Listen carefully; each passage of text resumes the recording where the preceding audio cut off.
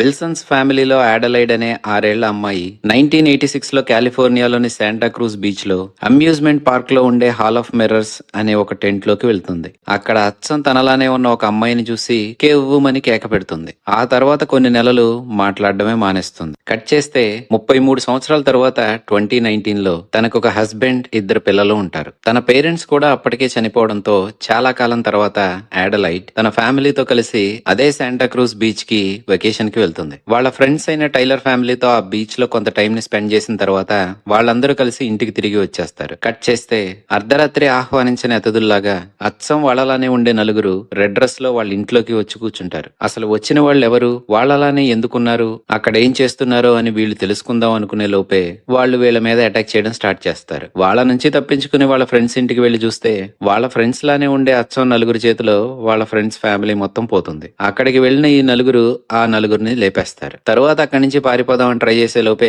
తెల్లారిపోతుంది. చేయి పట్టుకుని చెమ్మచెక్కలాడుకునేలా దేశం మొత్తం నిలబడబోతున్నాం అన్నట్టుగా యాడలైడ్ తన చిన్నప్పుడు టీవీలో చూసిన అడ్వర్టైజ్మెంట్ లాగానే ఎక్కడి నుంచి వచ్చారో తెలియని ఈ రెడ్ డ్రెస్ లో ఉన్న వాళ్ళందరూ చేయి పట్టుకుని యునైటెడ్ స్టేట్స్ అంతా నుంచోడానికి ట్రై చేస్తూ ఉంటారు. వాళ్ళని చంపేస్తే తప్ప అక్కడి నుంచి ఎస్కేప్ అవ్వలేము అనుకున్న యాడలైడ్ తనలానే ఉండే రెడ్ ని ఫాలో అవుతూ ఆ హాల్ ఆఫ్ మిర్రర్స్ నుంచి అండర్ గ్రౌండ్ లోకి వెళ్తుంది. కిందకి వెళ్లిన యాడలైడ్ తో మాట్లాడుతున్న తన డూప్లికేట్ అయిన తనలా ఉండే ఆ రెడ్ సంవత్సరాల క్రితం మనుషులే పైన ఉన్న వాళ్ళని కంట్రోల్ చేయాలి అన్నట్టుగా ఆ దేశంలోనే కింద అండర్ గ్రౌండ్ సిస్టమ్స్ ని క్రియేట్ చేసి దాంట్లో ఎక్స్పెరిమెంట్స్ చేసి పైన ఉన్న మనుషులకి ముడిపడి ఉండేలాగా టెథర్డ్ అనే పైన ఉన్న జనాలకి క్లోన్స్ ని క్రియేట్ చేశారని, కానీ వాళ్ళకి సోల్ ని ఎలా క్రియేట్ చేయాలో తెలియకపోవడంతో వాళ్ళు క్రియేట్ చేసిన ఆ క్లోన్స్ అయిన టెథర్డ్ ని అలాగే వదిలేసి వెళ్లిపోయారని, అక్కడ మిగిలి ఉన్న వాళ్ళలాగానే దిక్కు దివాణం లేకుండా తిరుగుతున్న తను యాడలైడ్ ని కలిసిన తర్వాత తనలో మార్పు వచ్చిందని, పైన ఉన్న మనుషులకి షాడోస్ గా అప్పటి వరకు బ్రతికిన వాళ్ళందరూ కలిసి 33 సంవత్సరాలు జాగ్రత్తగా ప్లాన్ చేసుకుని ఇప్పుడు పైకి వచ్చి వాళ్ళ గురించి ప్రపంచానికి తెలిసేలా ట్రై చేస్తున్నామని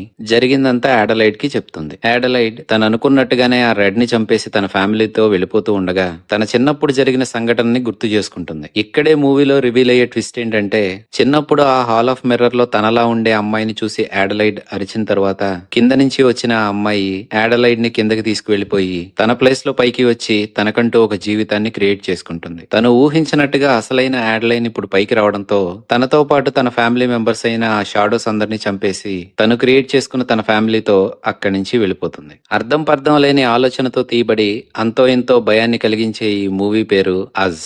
నెట్ఫ్లిక్స్ లో ఉంది. ఇంకా ఎవరైనా చూడాలనుకుంటే చూసేయండి. ఇలాంటి ఇంట్రెస్టింగ్ మూవీ ముచ్చట్ల కోసం సబ్స్క్రైబ్ టు అవర్ ఛానల్ కథలు చలనచిత్రాలు.